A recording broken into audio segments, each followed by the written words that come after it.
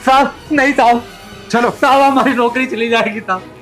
साहब ऐसा मत कीजिए, ऐसा करने से मेरे बच्चे की जान चली जाएगी। क्या बकवास कर रहे हो सुरेश? इतनी देर से तुम कुछ भी बोले जा रहे हो। मैं तुम्हें बोल रहा हूँ कि छाँव में आ जाओ, जूते पहन लो, और तुम कह रहे हो मेरी नौकरी चली जाएगी। और अब मैं तुम्हें यहाँ छाँव में ले आया हूँ तो तुम कह रहे हो मेरे बच्चे की जान चली जाएगी। आखिर चल क्या रहा है, बताओगे मुझे कुछ? साहब मैनेजर साहिबा से एडवांस मांगा था, उन्होंने मना कर दिया। बार बार मांग रहे थे तो वो नाराज हो गई, बोले जबान लड़ाता है। और 1 घंटे से धूप में खड़े हैं, बोले तेरी सजा यही है। पूरा पैर भी लाल हो गया है। अब अगर हम धूप में नहीं खड़े होंगे तो वो हमें नौकरी से निकाल देंगे।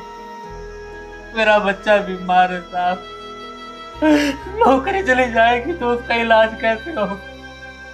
हम मजबूर हूँ साहब, परिवार भूखा मर जाएगा।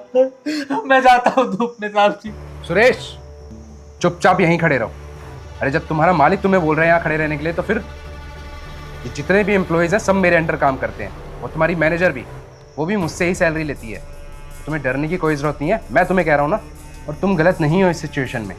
अरे अगर तुमने अपने बच्चे के इलाज के लिए पैसे मांग लिए तो इसमें बुरा क्या है? अरे अगर कोई एम्प्लॉय अपनी कंपनी की तरफ रुख नहीं करेगा तो और कहाँ जाएगा? अरे जब मुझे ज़रूरत होती है पर्सनली भी तो तुम लोग मेरे काम आते हो ना। अब तुम्हें ज़रूरत है तो मैं तुम्हारे काम क्यों नहीं आऊँगा?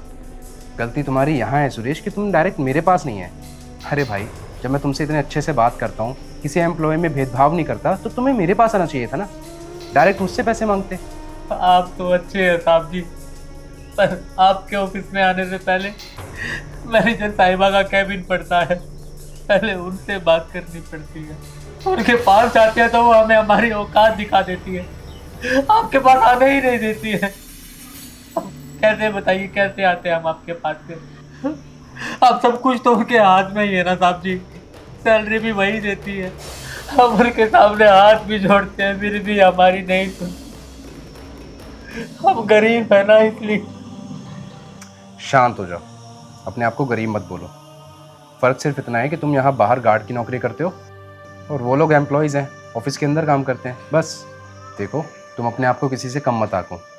और तुम्हारे बच्चे की इलाज की बात है ना, तो ये लो, ये 50,000 रुपये हैं, तुम ये रखो। और इसके अलावा भी जितना भी बच्चे के इलाज में खर्च होगा वो मुझसे लेना, ठीक है? लेकिन अब ना तुम्हें अपने बच्चे के इलाज के लिए परेशान होने की ज़रूरत है और ना ही किसी मैनेजर मैम के कहने पे धूप में खड़े होने की ज़रूरत है, वो भी नंगे पैर, ठीक है?